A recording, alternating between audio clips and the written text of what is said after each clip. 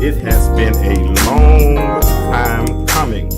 Welcome to the Intellectual Stew with yours truly. My name is James Kirkland, and I am super excited to be with you tonight. This has been a long time coming. We've talked about starting this podcast at least since the beginning of the year, and for whatever reason, we have procrastinated. But nevertheless, tonight, May the 10th, 9:30 p.m., we are here and we are excited about starting the Intellectual Stew. I'm not by myself tonight. I have our trusty engineer, Mr. Disco. Say what's up, Disco. Say what's up, Disco. What's happening to you, my man? I'm glad you came along. Looking forward to your show, boss man. Man, I'm looking forward to it too. I'm going to see how this thing ends up. And I needed a comfort zone tonight, so I brought my baby with me. I brought my daughter with me. Y'all say hi to my baby. Hey, Kennedy. Hi. You get her closer. Can you hear her? Yeah, okay, y'all can hear her. Okay, good. Kennedy is here with us tonight. It's amazing. A lot of the stuff that you need, you would sit around and you put pressure on yourself trying to find professional people to do this and that. And then you look up and then your child is able to do a lot of the same stuff that you're paying other people to do. And I could have had this stuff done a long time ago. So I'm going to tell you something. This has been a long process, but nevertheless, it has been a learning experience. Listen, those of you all that are tuning in to my Facebook Live page, if you would leave my page and go to DISCO100 Radio on YouTube. Go there and subscribe. And when you subscribe there, you can participate in the chat. Kennedy will be we're talking to you all in the chat. If you want to call in and congratulate me on starting the show, you can call 678-638-6626. Call in, let me know your name, and congratulate us on getting the show started. My name, like I told you, we have Disco. You have Disco. We have Kennedy, and you have yours truly. Well, who is James Kirkland? Well, first of all, I'm a father, definitely a father. I was a husband for 20 years, and I'm in the process now of learning how to be single. I wouldn't dare try to move into a relationship until I become more comfortable and content with myself. Not only that, but I'm also a minister of the gospel. Been doing that since 1994, and will do it until I die. I'm also a mentor to grown men, and young children. I'm also an insurance producer. I'm a divorcee. 2018 rocked my world because my world changed drastically because I was married for 20 years, and then all of a sudden I found myself divorced and alone. So I've gone through a long process to get here. Gone through a long process, but I'm thankful that I'm here because you know what? While I was alone, after having been married all those years, I was sitting at home, stuck on the couch, and I started this process, Disco, of really looking in the mirror at myself. And looking at the mirror at myself, I got to be honest with you all, it was a lot of things that I saw that I really didn't like. And it was some areas that I felt like I needed to improve in. And you know, how many of you all know that the biggest room in any house is the room for improvement? And if you can't sit back and look at yourself in the mirror and see some mistakes that you've made or some things that you've done wrong, or if you think that everything is great and that your stuff don't stink, end up alone and see what happens. So I did that, and I don't know how many of you all are familiar with the biblical story of the prodigal son, about the prodigal son who was living in his father's house, and for all of those years he was living in his father's house, and then one day he got big and bad and told his daddy, let me get my inheritance up front. I don't want to live in your house. I don't want to abide by your rules. He went to a far country, and in that far country, the Bible says that he wasted his substance with riotous living. I don't know if he was drinking. I don't know if he was smoking. I don't know if he was going to Magic City. I don't know what he was doing, but whatever he did, all the money that he had, he wasted it. And when he wasted it, he was at a point where he was literally considering eating what the hogs were eating. He was sitting down about to eat slop. And understand, of their culture, they didn't even eat anything that was associated with swine, but he was about to do something. And some of us have been in the same position. Life beat us up so bad when we had found ourselves at a point where we had lost everything, and life beat us up so bad that we considered doing something that was diametrically opposed to what we had been taught growing up. So, but it's something happened in that text. The Bible says that man came to himself. In other words, he had a come to Jesus moment, or he had a reality check, and he said, why in the world would I sit here and eat what slop to eat what the hogs are eating when I have a father that I can go to his house and and the servants eat better than I'm eating right now. And that's where I was. I had wasted my substance. I think I was dealing with a form of depression. I was alone. And then all of a sudden I came to myself. And when I came to myself, I can't tell you exactly when, I can't tell you the exact day, but it was sometime in 2020 after about a year and a half of being stuck on that couch. And it was interesting because that whole time being stuck on that couch didn't really work, because the day I moved in, I'm disco. You talking about pouring water on a Kennedy, pouring water on the drowning man. It was so interesting because when we separated and I moved into my new house, I got fired immediately. I mean, the day I moved in on Sunday, got fired on Monday. But it was a good time. It was a good time, and I never lacked. Never missed a meal. Never got evicted. None of those things. But I did have a come to Jesus type moment, and I did become stronger through this process. And one thing I could tell you that I did learn, and I think that's what helped me more than anything, is that I was not comfortable. For a long, even through my depression, whatever I was going through, I wasn't comfortable being in that position. I didn't like, number one, I didn't like being alone. Number two, I didn't like being stuck on that couch every day. I didn't like some of those things. So when you're comfortable, if you become comfortable, especially if you're comfortable on Barely Get Along Boulevard, that's a bad place to be. And that's where I was. I was so comfortable on Barely Get Along Boulevard.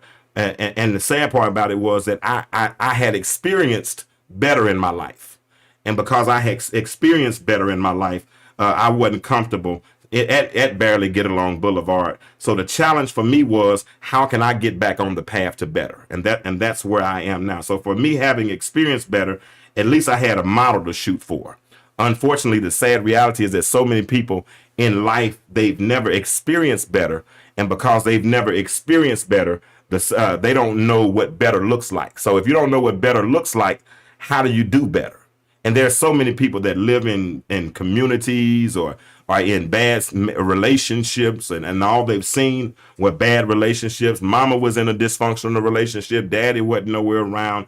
None of those types of things. So if all you've seen is dysfunction, it's interesting that when you've only seen dysfunction, you're able to function within your dysfunction.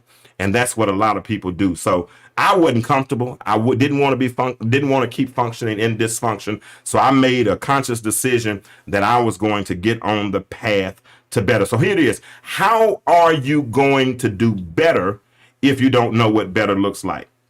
So through this medium, through this podcast, I plan to share ideas. I want to collaborate with those in our community. When I say our community, I'm talking about those of African Americans and whatnot. And ideally, what I want to do is introduce some processes that might help those in our community function together to bring our community, to better our community. I want to see us better. We've been arguing, we've been fighting, we've been fussing. Every time it looks like we take 2 steps forward or take 1 step forward, it looks like we take 2 steps backwards. We're constantly at odds with one another. It's always confusion. I think sometimes racism, I don't think we can be affected by racism if we're strong as a unit. Black males, black females, if we were strong as a unit, then we're not as affected by racism. But hey, things happen. That's just kind of how things. So here it is. So what's in the stew? What's in the stew? That's the question. So I started this process, but I didn't want to do it by myself. So I figured that there had to be a lot of people that were in the same position that I was or that I am, and they needed to shoot for better. But then there's another community of people that has no desire to live better because they're comfortable where they are. And these individuals, I would like to say, are either underexposed, well, they are underexposed and overexposed at the same time. They're underexposed to good things, but they're overexposed to some of the bad things simultaneously. And even though they desire better, they don't know what better looks like. So they never try to get to better, if that makes sense. So consider this as a personal invitation from me to join me as we go on this path towards better. Now I have Kennedy with me. So one of the ingredients that I think for the stew is that we should a couple of ingredients. Number one is education. Number two is parenting. Now, Kennedy is my daughter. Kennedy's 18 years old. She graduated during the pandemic year, during 2020. So I'm sorry, Kennedy, you didn't get your prom. You got a graduation. You did get, but it wasn't a proper graduation, right? But you got it. You got it. But tell me something. Kennedy attends the University of Georgia. She went there on the Zell Miller Scholarship. Kennedy, tell me how was your first year of college? I enjoyed the first year of college. It was obviously different than we all hoped or thought it would be. We didn't have many classes going in, especially the first semester. But second semester, it came around and I started going in person more. So, Okay. So let me ask you this. So going to college, what do you think prepared, growing up in our household, prepared you to be successful in college? I think you and mom had very high expectations for us, and that definitely rubbed off on us, even if it was like innately. Hmm. I think I had high expectations for myself, so I was going there to pretty much do a job. Having fun is great, but I know what the end result should be. Okay. So when you said you had we set high expectations for you. What were some of those expectations? Well, as far as grades, you can go, you expected us to get A's. B's weren't great, but I guess for us to just put our all into everything, don't do anything half, whatever. Um, You better also, not cuss on this shit. Well, go ahead. also, just to understand like how valuable our time is. If we want to do our sports and excel at these sports, we have to excel in school as well. Yeah, you got that part from your mother, I think, on that portion of it. I did. I did push you for the grades. I told you y'all started with 100 points and anything that you gave away. And that was interesting. I was listening to you yesterday and you were talking about your final. You was like, I only need 70 points to get an A because you had you had worked it out. What did you end up getting on that grade? I got a 100. A 100. So you didn't miss anything. Y'all give my baby a hand. Those out there in the streets clapping. So first year, University of Georgia, which is one of the most prestigious universities in the state. What's your GPA gonna be? 3.9 something. What happened? Okay. So we got somebody calling in. Let's see what we got here. Welcome to the Intellectual Stew. Hello. Hey, Dad, this is Trey. Oh, Shucky, y'all, my son has called in to check in. You called to check in on your dear old dad? Yes, sir. I'm tuned in. I just wanted to congratulate you and say that I'm proud of you. You proud of me? You Yes, see, sir. your sister got a 3.9 this semester. Oh, yeah, I heard. That's a good start. Good That's a start. great She gave away a .01 somewhere. I got to figure out what happened with that one, but I guess a That's a 96. good start, though. Yeah, it's a good start. Good start. And congratulations to you. I know you had I know the year didn't end quite the way you wanted to end with baseball, but I know academically you continue to excel, and Sure. I want you to know that your mom and dad are both proud of you. Trey is at Jacksonville State University, and he's a graduate student there working on a master's in public administration. When will you be finished with that, Trey? So I'm taking 3 classes this summer, 2 classes in the fall, and I'll be done with that. You'll be done? Be out of Yep. there, huh? All right. So for those that don't know, Trey plays baseball. Played baseball at Jacksonville State. He had a season-ending injury, and he had surgery on last week. But he had surgery by one of the best surgeons in the world, and he has a 4-month recovery. 4-month recovery process. So I want you all to pray for him and his career. He'll be able to continue, hopefully, in the future because he has tools and he has skills and he has determination. And to be honest with you, that child, I've seen that boy overcome so much adversity over the years. Let me ask you something, Trey. Looking at your life, because I've been knowing you for a while, all your life, 22 years. What do you think has prepared you to deal with the adversity that you've dealt with in life? I don't know. I guess we just face a lot of adversity. I can't really highlight one specific thing, but I guess over the years, I've just sort of become numb to it. You know what I'm saying? It's kind of like I look at it as, oh, this happened. Oh, well, on to the next. Oh, this happened. Oh, well, on to the next. You know, it's just all about bouncing back. Bouncing back. That's a good point. That's a good point because life's gonna throw you curveballs, right? Mm-hmm. And I mean, you speaking metaphorically, life's gonna throw you curveballs. But what are we taught? Let it bend, then what? Extend. Because once that curveball breaks, and ain't nothing left. Now it's like being on a tee, and all you gotta do is swing, and that's what we've tried to always instill within you all. And y'all see, I have my children on here because this is a family affair, and I want them to help me kind of explain to you sometimes how we parented them and how we were successful. Because in all of us, there is no template to being a parent. There's no template whatsoever at that. It's all on the job training.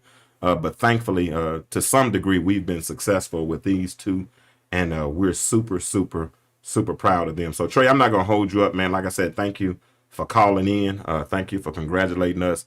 Continue to get well. How did therapy go today? It was tough. The first day out, and they got my arm bending how I didn't think it should bend. It's all good. I trust them next. So. Are you in a sling? Yeah, I'm in a sling for 6 weeks. Okay, but you can drive? Can you drive? Yeah, I'm making it work. Okay, work. Ingenuity. Gotcha. Well, like I said, thank you for calling in. I'm not going to belabor your time. I know you got things to do. You're a grad student? Huh? Yeah, I'm gonna keep watching. Keep on watching, and we'll make this happen. All right. Yes, So sir. thank you so much, and we're good to go. Yeah, put that first picture up. All right. Thank you, Trey. Yep. Okay. All right. So I wanted to put this tip of the day up because, like I said, I've been through so much adversity. Read that. It says sometimes you got to go broke, lose the person you thought you loved, watch your friends turn into foes, just to get where you were going. Trust the process. Elevation requires separation. Sometimes I wanted to put that meme up because what it made, you can take it down. What it made me, no, leave it up. I want them to read that. What it made me think about was that even though I went through that divorce and it was difficult, it was good. It was good. Sometimes difficulties are designed to develop you, because you need to almost go through a season of being alone because you become comfortable. It's so easy to get to a place or a level of comfortability, and when you get to a certain level of comfortability, then you have no desire to grow, or you're there. You kind of got, I like to call it a rhythm. You've kind of gotten yourself stuck in this rhythm, and you're side to side, and you're rocking rhythm, and you're dancing to this rhythm, and next thing you know, 10 years have passed, 15 years have passed, 20 years have passed, and then there's no productivity. You're not producing anything. You're living vicariously through other people. I mean, I had a point where people would ask me things like what made me happy and things along those lines, and I honestly just didn't know. They asked me what made me happy, and I said, well, when my children do good, or when no, what makes you happy? Well, when my daughter does this, or when my daughter does, no, what makes you happy? And I really, really had no clue. I think the only time I think I was really happy is when I was preaching or something along those lines. But everything else, I kind of hated my job because I didn't really like selling cars because I had to be there 12 hours a day. I didn't really, I hated that it required so much of my time. I had to miss baseball tournaments and softball tournaments, and and it kind of started to deal with my self-worth. But it's all good. I'm better now. So here it is. So the question tonight is, what's in the stew? Now I looked up a recipe of vegetable stew, and in order to put all of these, make a good vegetable stew, all of these ingredients are necessary. You need vegetable oil, you need sliced onions, you need minced garlic cloves, you need carrots, celery, potatoes, tomatoes, kidney beans, water, tomato sauce. Then you need certain seasonings. You need thyme, bay leaf, salt and pepper, flour, and red wine. And you take all of these ingredients, you put all of those ingredients in one pot. When you put them all in one pot, you put some heat on that situation. And when you put some heat on it, then eventually after so long, then the stew becomes a dish, which is a vegetable stew. Likewise, when I wanted to come up with options for ingredients for the intellectual stew, I didn't just really want to come up with my own ingredients on my own.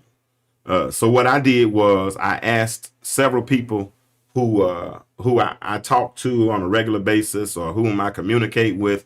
I started asking them the same question that Jesus asked the disciples when he said, who do men say that I am? I wanted to know what they thought about me I wanted to know. I wanted to know what they thought, what areas they thought I was knowledgeable in. A lot of these were Facebook friends, so they had kind of followed me throughout the years on Facebook, and so I asked them what did they think I was and I probably sent this text out or email out to probably about 10 people, and then they came back with several responses. Some of the one things that people thought I was passionate about. Now, some of them, I ain't gonna lie, I had no clue that I was passionate about those things, so I don't think I really qualified for those. But one person sent in, they said that they thought I was education was important to me. They thought that the importance of grammar. Oh, somebody else is calling in. Somebody is calling DISCO100. The intellectual stew, James Kirkland. How can I help you? Hey, James, this is Nicole. Nicole. Yes. Hey, Nicole. Nicole Jones. Hey, Nicole. Hey, how you doing? I didn't calling to congratulate you. Yeah, this is my eventual gonna be my eventual life coach at some point. I ain't gonna lie. She's we don't know each other from Adam. We know each other. We know mutual people, and so I admire her mind because of some stuff that she posts on Facebook. And you just wrote a book too, right? I did. Wrote 2 books. What's the names of those books? One is Embracing the Battle, Tried by Fire, and the other one is The Beauty of the Battle, Stormproof. Okay. And tell us about it a little bit. They are both anthologies, so they're a collection of different stories by women who have gone through just about everything anybody could go through. Okay. And just how they have come out on the other side of whatever battle life presented them, whether it be miscarriage, divorce, child loss, death of a parent, death of a job, just all kind of things that we go through in life and how they navigated through those. Okay. And came out victorious. And that's the key. And that's the key word, that they navigated through it and they came out victorious on the other side. And you know what, Nicole, that's one thing I like about what you did with your book, is that life. I think so many people that get so comfortable with templates in life, and they think that everything is supposed to abide or go by a template. But each and every, isn't it funny how God, when he made us, he uniquely gave us all our own fingerprints. And so it's our own fingerprint. I mean, isn't that crazy? You have your own fingerprint, man. Yeah, you have your own blueprint to life as well. And so what people don't understand is one of the things that God says is that he created the destroyer to wreak havoc. Okay. Right? He says that. And that's why he tells us, therefore, no weapon formed against you shall prosper. What happens is when those storms come, we don't understand that they were a part of our blueprint. Okay. They've already been predestined to happen, because life happens and life makes us less than who we really are. So we start to rationalize everything. But in actuality, it's a part of the process to get us to where we need to be. Wow, that's good. That's good. And you know what was interesting, when we had our initial conversation, and we didn't talk for about 15, 20 minutes, and she listened, man. Those that are listening, she listened to everything I had to say. She listened. And then and I was telling her, I was giving her every excuse as to why I hadn't started this podcast. And I was procrastinating, and everything that could go wrong was going wrong. And some of the stuff I think I created. Some of the battles or the obstacles that I was before me, I was actually creating those. And she said something to me that actually made so much sense. She asked me a question. She said, "Who told you had to be perfect?" She said, "Who told you?" And you know what? When you asked me that question, it made me retrospect and look back over my life and look at my childhood and look at in my through adolescence and teen years. And there was somebody in my life that made me feel like I had to be perfect. You know what I'm saying? Even if they didn't say it directly, they implied it indirectly. And I always wanted to please that particular person. You know what? I don't think I ever achieved that goal. I don't think I ever accomplished that. I don't ever think I accomplished that. And I've carried that over into my adult life. But man, thank you so much for calling in. I know you're super busy, so I don't want to hold you up. But y'all do understand, Miss Nicole will be a contributor on the Intellectual Stew, because I love her perspective. She can teach a lot of young women. What was that you said? You don't listen to people that don't have how many kids or whatever. You s- 3. You said they don't have at least 3 kids, and they've never been married. You said they've never been married, or if they don't have at least 3 kids. Never been married. Okay. Yeah, if they've never been married, if they haven't been married at least 20 years, and they have they don't have they have less than 3 children, there's nothing that you could tell me. Okay. And we have so many people out here that are listening to people not been where they want to go, Mm-hmm. and they calling themselves experts. You got single men telling women how to get a man. That don't make no sense. Isn't that interesting? Isn't that interesting? But they listen. I don't get it. I don't get Or it. single women telling women, "Oh, you don't need to do that in a relationship." How do you know? And never been married. How do you know? Never been married. Never. Say I got the same. They cannot even entertain a guy for 2 weeks because they don't know how to communicate to men. Got the same last name you had since high school. Same last name. Nobody ever Same changed last your name last. you had. Look in the birthing room Yeah. when you were Yeah. 0. Yeah. But you And they are advising people, and people are listening to them. So whenever you're ready, you let me know, and I'll be there. it will be soon. Trust me, it will be soon because we got some other business we got to do too. Like I said, you helped me in 20 or 30 minutes, so I can only imagine what that 90-minute session is going to be like. So Absolutely. I appreciate you and much. Well, I'm proud of you, and keep doing what you're doing. All right. Well, all right. Well, keep thank you, and keep listening, and hopefully we'll get together soon. Okay. Okay. All right. Thank you, Bye. Nicole. All right. Bye bye.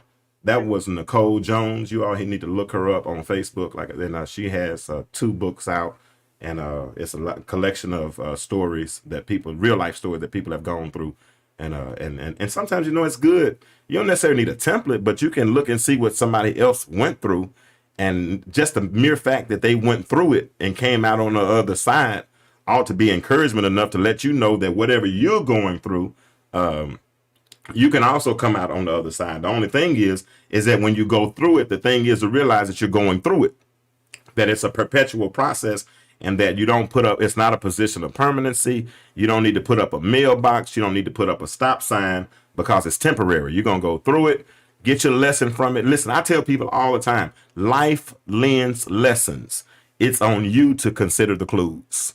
If you don't consider the clues that for the lessons that life lends, hey, then, that's on you. You're going to continue to repeat the process until you learn the lesson, because life is going to continue life is going to happen. It keeps on happening. While you making plans, guess what's going on? Life is happening regardless. And that's what I had to learn. Life is happening regardless. So understand some of the ingredients that people said that the areas that they saw me being effective in. Some said education. I think we've done pretty good with that so far as parenting, because we have.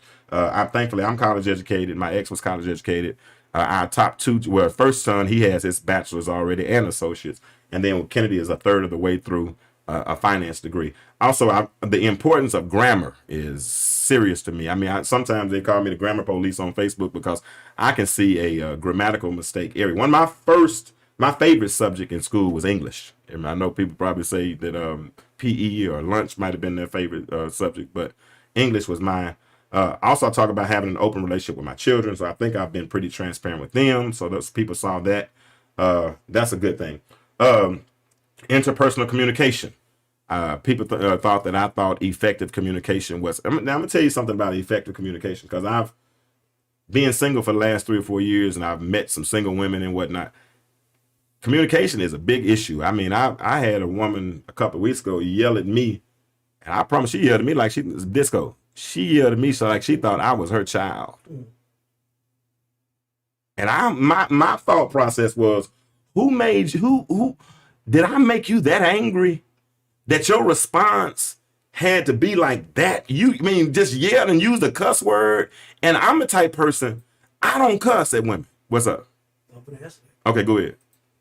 That's coming from the fact that whoever came before you, she couldn't do that to him.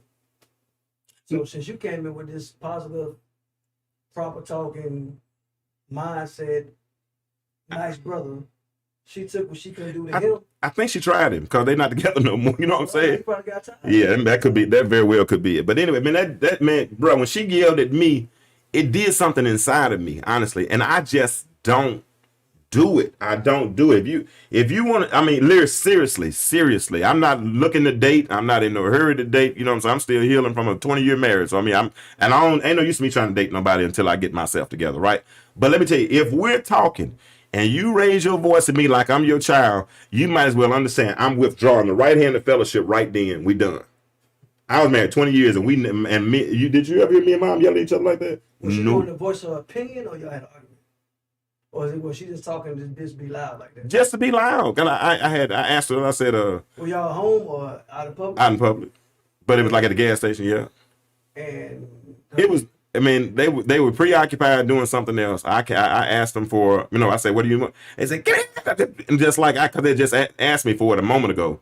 But I couldn't tell what I couldn't understand your mindset because you were on the phone. she had some mind. Yeah, she had something else going on. I don't know. But that Some BC powders. bro, when that joker yelled at me, man, I promise you, man, I know how to cuss. I don't really want to cuss.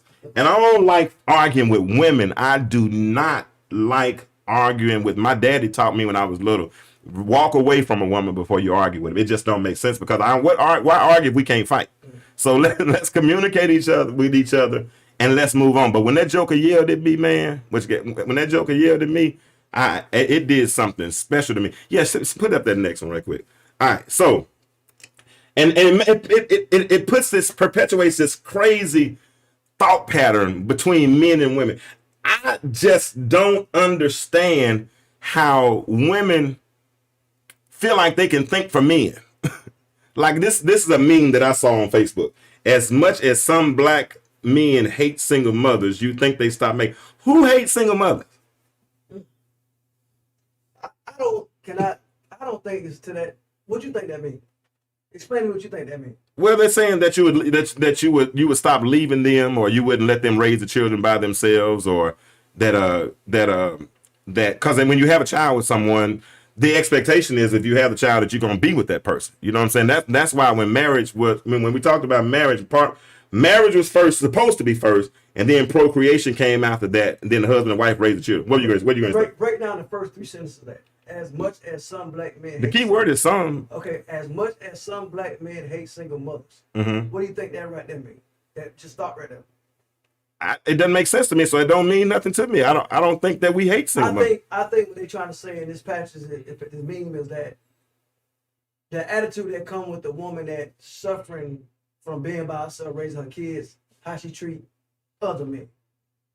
So a lot of them walk around mad at the world because of the decision they made and the mate they choose, and he left her. So they made mad at the world. So I think it's the woman is mad at the world, the man's mad at the world. The woman mad. Yeah, but this meme was saying that black men hate the single mothers, and I think what they're, because if you watch, the attitude come with the single mom. I get it. Okay. But we definitely hate that attitude that goes with them. But as far as, like I said, when we had our children, when we got married, you know what I'm saying, and we hope we would do it till death did us part. We didn't quite make it, you know what I'm saying. But that was the expectation. People now, they just have babies left and right. You know what I'm saying? And then, so that's what you mean by you say making them? Yeah, they make them single mothers. You know what I'm saying? Because they're not in a relationship. They let them, they produce a child with them, and then they don't stay with them, and then they got to deal with it by themselves. And whatever the reasoning is, because I mean, some people are so cantankerous, it's hard to deal with. Yeah. Not reading too. Yeah, and the purpose. And listen, this is the thing. We do stuff so backwards. It takes a whole lot to raise children, right? Mm-hmm. And most of us, or a lot of us, don't plan properly for raising a family. We say, oh, you're pregnant, let's go ahead and deal with it. You see what I'm saying? Instead of doing the pre-planning process and going through this, right? And now you got a child, and now the pressure that goes along with the child. Man, child care is expensive. You understand? And I can only imagine what it is now, because back then, how old are you? 18? How old are your sister? 17? So it's 15, 16 years ago. It was $150, $200 a week then. So what is it now? You know what I'm saying? So put those pressures along with it, trying to work, trying to do childcare, trying to make sure children get properly educated, make sure they're fed. That's a lot of pressure, right? And if you all in a relationship aren't solid, then eventually you're going to move on. And then if she wasn't raised, properly, or if he wasn't raised properly, or, because I'm going to tell you something, it's something that makes a person come to the mindset where they think it's okay to holler at another adult. I just don't see. Let me ask y'all a question. Somebody, if you want to call in and answer this question for me, because I want to know. 678-638-6626. Is it more important to keep the peace or to get your point across? That's the question right here. Is it more important to keep the peace? I want somebody to call in 678-638-6626 and answer that question. Is it more important to keep the peace or to get your point across? Because it's my contention that you can do both. You can keep the peace and you can still get your point across. Now, you might not do it at 9 o'clock, but if you wait till 9:05 to say what you got to say, I bet you can keep the peace and get your point across. Sometimes when the pressure comes, then you can't handle pressure, and because you can't handle pressure, that will make you respond adversely. No, don't call me. Don't call me. Somebody's calling my phone. Call 678-638-6626. Is it more important to keep the peace or get your point across? I have some listeners in Arkansas, so if you're in Arkansas, I know we don't have long distance no more. So use your little cell phone and call 678. But yeah, I think so many people. All depends on what it's for. You think all? I think it all depends on what. I think it all depends on what the situation is. Okay. Because sometimes if you try to keep the peace and it's hindering your home, and y'all gonna be affected by that, you gotta speak up. Yeah, but you can still speak up. I'm not. Listen, what I'm saying. Hear what I'm saying. Hear what I'm saying. And this is pops. This is pops growing through me. This is dad growing through me, right? Because my dad, first of all, he said you don't argue with women. No, you just don't do that. Okay, so that's walking away. So if we're into it, or like I said, okay, let's see what we got. Caller, you on DISCO100 radio with the intellectual stew? Who am I speaking with? This is Kawana Yancey. Hey, Miss Yancey, how are you? I'm scared to ask. fine. I'm scared for you to answer Calling this. from Arkansas. Thank you, all the way from North Little Rock, You're Arkansas. supposed to have long distance. She called. They know. You don't have to die. They don't need charge for long distance no more. Everybody it's free. Man, now. I got math dyslexia. I got the numbers confused. Is that what it was? Anyway. Is it more important to keep the peace or to get your point across? Get your point across. Oh God. Woman. Yes, get my point across, Woman. because, see, that's the problem. When you start trying to keep the peace with men, see, some of Here we you go. don't know how to handle Here we that. go. You like, don't start. Here we You be go. like, oh, well, she ain't gonna say nothing. You know, she just don't want to argue. But you have to set some order and set the tone. Woo. She can't let you get away with stuff all the time. Let us get away. Boy, that's some of that language you just gave me is some power. Let us get away. Some of y'all, some men. Okay, so let me ask this right here. And then about this, that post that was just up, when the woman was saying, you know, much as some men hate single moms, you could make them, I think what she meant, because what I took from it, won't you wrap that thing up? Won't you make him wrap it up? You meet, Won't you make him wrap it up? that's true too. Yeah. Now that's true too. There's We responsibility. we have to take responsibility for that too. And let's just say a woman says, "Oh, I'm on birth control," and you're like, "Oh, okay, but I don't have to wrap it up." Still, No, you're wrapping it up. Don't want to make all these babies out here, because things gonna happen. I'm more afraid of catching a disease than I am making a baby, because nowadays they put something on you the board of health can't take off. And I ain't. See, that's you, because you're intellectual. We got to talk about this younger generation, because this is the microwave generation, and you know it's about the feel good stage. Well, you So okay? it makes sense. Okay, you're a good example, and we're gonna revisit this whole keep the peace versus getting your point across thing in a minute. We're gonna because I'm not suggesting that you don't do both. I'm not. I read an article one time that said the title of the article was called "The Art of Fighting Fair." Okay, and the art of fighting fair. What it suggested was there's nothing wrong with communicating vividly or vibrantly, not violently, because ain't nobody arguing with nobody. You know, what I mean, not nobody fighting, but it's okay to communicate.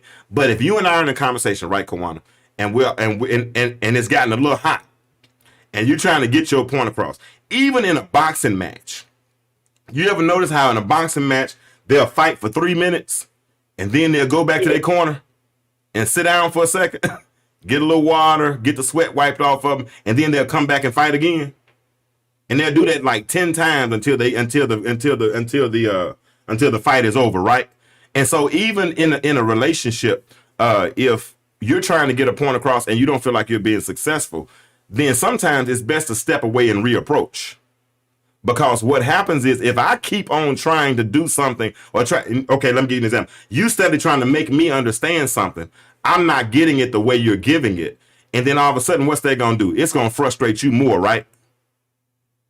That's true. So in interpersonal, this is good. I love this.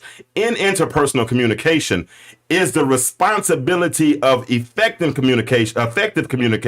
Is it more does the responsibility fall on the sender or the receiver?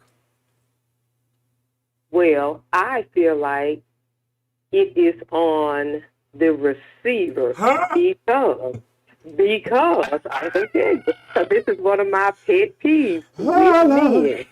Now, when I'm upset and I'm telling you something and you don't want to receive it or hear it, I could change my tone. No, I want to hear it. I want to hear it, but you're just not being effective in your communication. No, let me tell you. No. See, you're talking while I'm talking, Mr. Kirkland. I'm listening. I'm be quiet. Shut up, man. Okay. I've had men, once I've shut them down and say, you know what? Since you want me to be quiet and don't want me to talk, I'm done. I don't have anything to say. And then when I don't answer the phone call for about 2 weeks, it's always, well, I'm sorry. I knew what you were saying, but I just didn't want you to be right. So I just didn't want to hear that again. So sometimes the receiver hears it, but male ego and pride, well, we don't want you to be right, and I know you told me this a few times, so I'm just going to act stupid, play dumb, like I don't know what you're talking about. But then when I don't give in to your needs, then it's like, you was right. You were right. See that thing there? But if people could set aside issues, then that's when the relationship can evolve, because we still got to remember it's all about love, because love is not boastful. Love is not bright. So you got to always go back to the commandments with that thing. Well, not the commandments, but you know what God says about it. But that pride thing gets in the way. All right. Let me know when I can talk. Yeah. Let me know when I can Talk talk. now, sir. I can talk now? I like that expression on your daughter's face, but yeah, go ahead. Okay. Because this is what I'm saying. First of all, let's focus on what I didn't say. I never said I didn't want you to talk. I definitely want you to talk. Okay.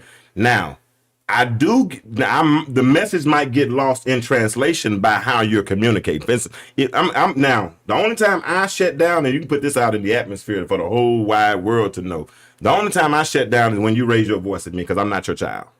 All right. Okay. So when you start hollering at me, it's over. So I don't hear you. Right. I don't hear you at that particular point. I don't hear nothing, because at that point, to me, effective communication, and that's part of being a preacher for 20 plus years. Effective communication for me starts from the sender. I have to put out a message that's palatable enough, that's easy enough to digest, something that's concise enough so that you can understand the message that I'm saying. Right now, I hear you saying that some dudes act like they don't know. I'm not. Let's talk about. Let's say in a perfect scenario, you're the sender. He's a receiver. You send out a message, baby. Well, let me tell you this, right? Because sometimes it ain't just what you say; it's how you say it, right? I get that too, but like I said, when you're conscious enough to know how this person is gonna try to throw you off, you can talk to them calm. But then that's condescending. Oh, I know what you're trying to do. I'm like, hey, you don't want me to yell, so I'm talking to you like this. Oh, so now you're talking to me like I'm stupid. See, but when somebody doesn't want to receive, you still have a problem, because, again, I can't tell you that you were right and I was wrong, so I'm going to act a much. Do you go into some of those situations with preconceived notions? Like, you know, they're not gonna. Yes, that's a problem too. You go in thinking they're not gonna respond the way you want to respond, then that's automatic. You've already tainted the conversation at that point, have you not? To an extent. Because the last dude, chumped you off or didn't listen the way you thought he should have listened. So you think all men respond like that? You know what I'm saying? No. Oh, I'm just perhaps, and we just having a conversation. I'm just perhaps in it with you. Yeah. I mean, not all men. You have to learn people. Ooh. So and then too, this line here where men say, all men not the same. Well, I'll tell you, can y'all come up with new lines? because you say the same thing and you're acting the same. So well, maybe you need to get out. Maybe you need to change. Maybe you need to change circles. Because I don't think all women are the same. I definitely don't think all women are the same. Like I just told Nicole Jones before this call. I think all of us have our own fingerprints, and God gave us that for a reason. But I think what we do is we do put people in certain categories, and we do have preconceived notions about those individuals. And when we do that, when stereotypes, that's the word. We love to operate with certain stereotypes, and we don't give people the longitude or the latitude to be who they actually are because we have a preconceived notion of who we think they are. Does that make sense? Glad you said that, because that's going to be my next point.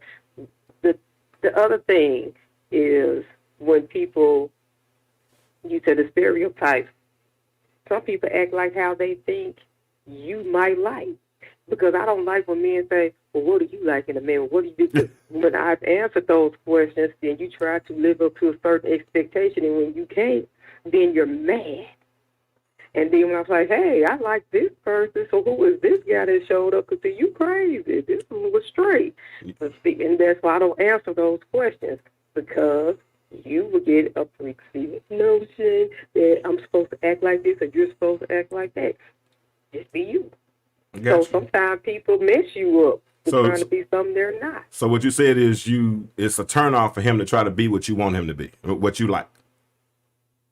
That's what I just heard. Well, that's not a turnoff, but if you're trying to live up to something that you think I like and you're not that person, it's going to mess you up. Because I'm not going to like you. Because then in 2 weeks, I'm like, hey, you got to go, because I thought let's just say, if they thought I liked a James Kirkland, they tried to be a James Kirkland. I'm like, well, you're not him. And you said you was like him, so you can't be mad if I left you and go to him. So you don't. So in other words, so Disco, I think what she's saying is she don't give out participation trophies. You know what? You done had a little mouth on you. She don't get no honorable mentions. If you ain't the MVP or if you ain't first team All American, then you might well go and check out and go with somebody. Is that what you're saying? Is that what you're saying? You know what? Hey, you called in, so you know you subject to it. And I appreciate you for calling in too, Miss Kawana. Believe me. All right. Well, I'm proud of you. Good luck, and I will support you. We got you. I appreciate you. And thanks for putting us on the map. Thank you. Share my stuff. Share my stuff. Share the YouTube channel. I already did, and I already did the thumbs up. You know I got you. Let me see it. Okay, appreciate you. Good night. All right, good night. All right, so here's another meme. Thank you, Kawana. That was Kawana, y'all, from Kawana Yance from North Little Rock, Arkansas. All right, this is another meme that I see women do. I've jumped all over my notes, and I will get back to this in a little while later. But we're talking about, let me tell you something. I believe if our community is going to heal, I think black men and black women have to figure out how to tell each other that we're sorry. I think we got to reconcile. I think once we reconcile, I think we can restore our communities. We can go back to the late 60s, 60s and 70s when we had real black pride and we were united as a community prior to the Fair Housing Act of 1967 when they told us we could, and we did. And when we did, we left our communities exposed because all the leadership in our communities went and lived on the other side of the track simply because they could, even though they weren't wanted. So I see stuff like this all the time. This is another meme I saw. Said people ask me, talking women, people ask me why are you single? You're attractive, intelligent, and creative. And my reply is I'm overqualified. Overqualified for who? Because I honestly believe that there's somebody for everybody. I really do believe that there's somebody for everybody. It's just a lot of us have not been properly aligned, or as I just accused Kawana of, and I'm going to do it because she's not here to defend herself right now. A lot of us have preconceived notions. I don't think anybody's happy being alone. I really don't. I think we settle for being alone. And people say, well, it's a choice for me to be single. Well, it is a choice for me to be single. It's a choice for me not to be in a relationship. Well, it's a choice for you to be single too. Because if you choose that I'm not going to be in a relationship, that's a choice. And you're comfortable with that choice. And I get it.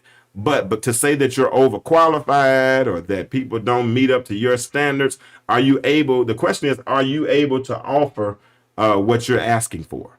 And if you're not able to offer what you're asking for, then, you might need to reevaluate some of your choices or whatnot, right? So, but let's get back to the ingredients. So people said that they thought I would be. They said that I'm super transparent. They think that I've accepted responsibility. They think that I have some good biblical knowledge. They like the social transitions that we like that we're in, that I talk about the social transitions that we're embarking upon. Entrepreneurship, man. I've been doing an entrepreneur forever. You know, I'll try a job. I don't like it, I'll go buy clothes. I'll get a contract with a suit company or something and buy suits and sell those, you know, for cheap. You know, I buy them cheap and sell them for more. I sold neckties. What else have I sold in my life? I sold custom block. This I remember one time. This is back in '96, when the housing boom was big in '95. When housing was big in Atlanta, a guy at church turned me on to an idea. I want that other meme, the other one I gave, the one right before you. I think it's one more I sent you. That's the last one. Okay, cool. I'll just read it. But back then, I went and got a Better Homes and Gardens magazine, and I cut out some blinds, right? And I put the blinds on some construction paper, took pictures of it, made copies, took those flyers in the $250,000 subdivision or better, just put them on people's mailboxes, and told them that I would give them estimates for 50 to 75% off of custom blinds. Man, I made $1,200-$1,500 a week doing that, just going and picking up houses, man. I've always been an entrepreneur. My son is the same way right now. You know, man, I remember Trey in high school selling his clothes out of his drawer, selling baseball equipment that he didn't use anymore. You know, middle school. Even in middle school, man, I used to have to go to Walmart and Sam's and Samson's and places like that to buy candy. Because he would go to school and sell candy. He's coming home every day with $20, $30. All right, I got somebody else calling in. Let's see who this is. Thank you for calling the Intellectual Stew on DISCO100. Who am I speaking with? This is Nash Adams. Nash Adams. Hey, what's going on, Mr. Adams? I have a little comment on a statement you made a minute ago. Do you mind if we talk about it a little bit? I'm nervous now. What's the statement? What is it? You said we choose to be single. Mm-hmm. Okay, so I'm 22 years old. I play with your son Trey. I know. How you doing? You having a good season too, Mr. Adams. I'm keeping up with you. That. All right, let's talk about this. What you got for me? So I'm wrapping up my 4th year of college. Okay. And I'm still looking for that right one. Mm-hmm. And I thought I had found it a little bit ago. Okay. And then some things came across, and I'm still looking for that right one. And I wouldn't say that I'm choosing to be single, mm-hmm. but I'm still looking. So what would you say about that? Well, if the fact that you're still looking means you're choosing to be single, think about that. Okay. The fact that you're still looking, the fact that you have not made a choice means that you're still choosing to be single. And that's okay. You're 22 years old. Like you just said, you're in your 4th year of college. So you don't have to make that choice now. You feel what I'm saying? You can make that choice when you're ready. Obviously, whoever you were with at first didn't satisfy you, or you didn't feel like she was the one, right? So you made a choice not to be with that individual. Everything that we do in life is choices. Everything that we do. If I choose to get out of the bed in the morning and put on to drink coffee instead of tea, that was a choice. If I choose to take a shower at night instead of taking it in the morning, that's a choice. So if I'm in a relationship or if I'm not in a relationship, that's my choice. Because guess what? I mean, I've seen you. You're an athletic guy. You're young. You're vibrant. There are plenty of women out there that would love to be with you, but you don't want to be with them, right? I mean, I would say so. I think I've got a little bit of a small pool. Okay. With where I'm at. I'm about to move into the next stage of my life. Mm-hmm. I think it'll expand a little bit, man. But you know what? You know what the good part about about going into a smaller pool is? It helps to make the choice easier. You ever notice if you do a multiple choice test, right? And you got an A, B, C, and D, what's your percentage of getting the answer right? A, B, C, and D, that's 25%. You get 25%, right? But if you got a true or false test, what's your percentage of getting it right? That's 50%. 50%. Why? Right. Why? Because the pool got smaller, right? Now you're young, you're in college, you're in undergrad, you're doing all these things. So you got a big pool right there, right? So as you ascend and get into your career and things change and your money goes up, all those things, and you get into the upper echelon of women and all those kind of, now that pool gets smaller. because the things that would satisfy you at 19 or 20, that's not going to satisfy you as a 22, 23-year-old man. You feel what I'm saying? I'm 48 now. The things that I would have done 10, 15 years ago, those things don't even satisfy. The things that I thought I would do after going through a divorce, being single, and the freedoms that I thought I would have, man, I don't even take advantage of those freedoms because my desires have changed. As you grow older, as you become more, that's one thing I love about baseball, is that baseball gives you all a certain level of discipline, and it's certain things that you all don't stand for. You understand what I'm saying? Because y'all No doubt. yeah, baseball, y'all are some weird cats. There's nothing like football, nothing like basketball, but it's a good stoic type of thing, though. You know what I'm saying? Because it makes you, who plays 162 games? That's a lot, right? You got to be focused to do something like that. Y'all play 50 or 60 games, 3, 4, 5 times a week. So you got to be focused. So if somebody's going to come in your life, you can't let nobody come in your life that's going to take away from you, right? They got to come in and add to you. And the thing is, if they don't add to you, you're not even going to deal with them anyway, are you? No, absolutely not. So that's you making a choice to be single. Do you see it that way? Now that you say it like that, I would definitely agree with that. I'm Okay. choosing to be single right now because I don't think it's the right time right now. My friend, that's good, man. And that's exactly what I want you to see. All right. So thank you for calling in, Nash. Thank you for tuning in. I only got about 3 or 4 more minutes on the show. We're going to be doing this every Monday night. So if you have any more questions, hey, man, feel free to call in. Tell my son, go by and encourage my son. All right. Tell him he's going to make it. All right. Thank you for having me. All right, man. Huh? Tell them to subscribe.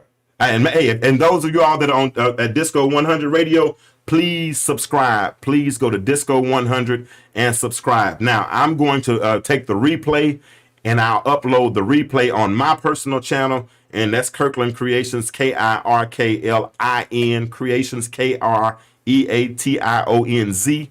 Go there and subscribe, and you'll be able to watch the replay on there. Okay. So hey, that's cool. We've gotten some good callers tonight. We've had some good calls, some good questions, and I'm appreciative. One more picture. Yeah, I got one more picture. Now listen, this is we're gonna have to hit those other the ingredients next week, okay? But this is what I wanted to show. This is for my brothers. Y'all need to hear me. Just because she's a soldier don't mean you have to put her through war. Just because she's a soldier don't mean you have to put her through war. Hey, women are strong. I know we're supposed to be the stronger vessel, but they are strong and they've been through a whole lot. And that's our responsibility to build them up, to esteem them. I'm talking about alpha males. I'm talking about strong brothers. I'm talking about real men. All right. That's the thing. Real men. We're going to get into this subject later on, Disco, about the hub babies and about the problem about why we think a lot of men have problems, in communication and whatnot. We're going to get into all that later on. I really didn't get through half of my notes tonight. I'm still stuck on who men say I am. And then I'm going to tell you next time what the actual ingredients are that we're going to be discussing. Okay. So listen, we are all on the path to better. I want to thank everyone who joined in tonight. Those of you all, like I said, go to DISCO100 Radio and subscribe. Thank you, Disco, for coming in. Kennedy, thank you, baby. That's my baby. She came in and hung out with dear old dad tonight, and she will be contributing in the future. Her mom and I we were talking yesterday about our parenting styles, and we want to share those parenting styles with you. So listen, we're going to be here every Monday night at 9:30 to 10:30. Tell your friends, share it. We're going to have all kinds of different, you never know what we're going to talk about and where the conversation will end up. But this is what I want to do. I want to tell you something. I want you to keep this on your mind, and maybe this will make you think. But remember this, as you go throughout this thing called life, the world is changing. Why do you remain the same? That's the question I want to ask you. The world is changing. Why do you remain the same? I'll see you next week. Intellectuals too.